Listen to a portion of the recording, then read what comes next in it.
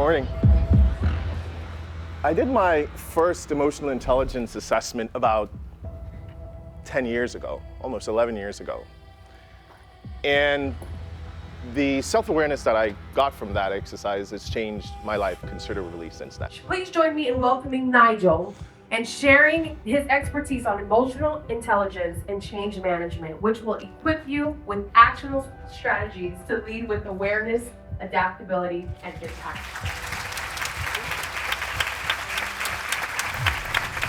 My definition of emotional intelligence is managing the communication between the emotional and rational part of the brain.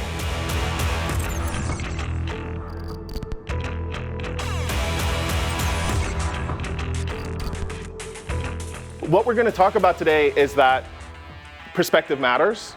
So your mindset, the point of view that you would have, it actually does matter.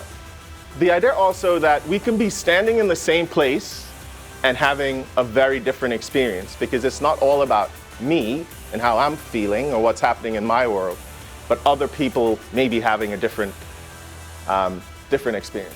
So perspective matters.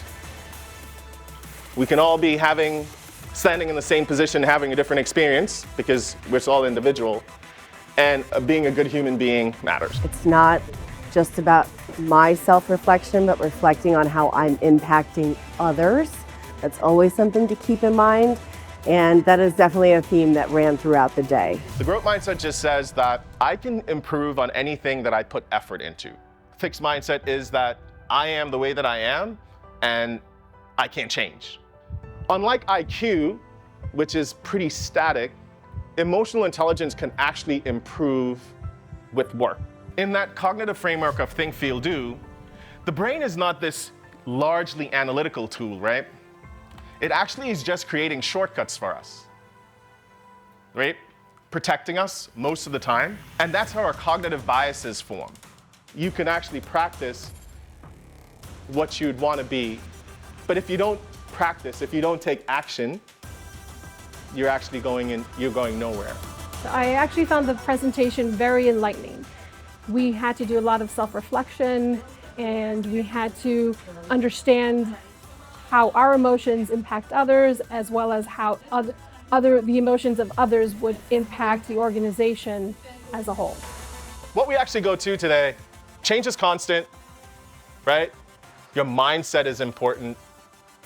You do have control over how you would actually show up, because all circumstances are neutral until we add meaning to it.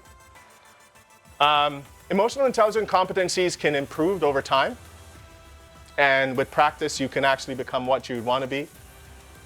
But it's one of the largest opportunities to meet the ever-changing change that we're experiencing.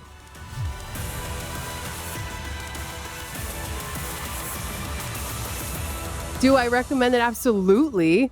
I hope that everyone who attended this event takes back the information that they learn, shares it with their teams, shares it with their VPs, and brings Nigel in to their workspace, to their university, so that this message can be spread across. It's so needed and so important for teams. I think emotional intelligence and awareness, those are things that everyone should have in order for us to be sort of good humans and good colleagues, right? So the more self-aware and the more emotionally intelligent we are, the better and more productive our organizations and our, humanity is.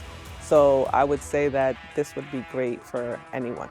Greater self-awareness and mutual understanding unlocks New levels of productivity, collaboration, and effectiveness.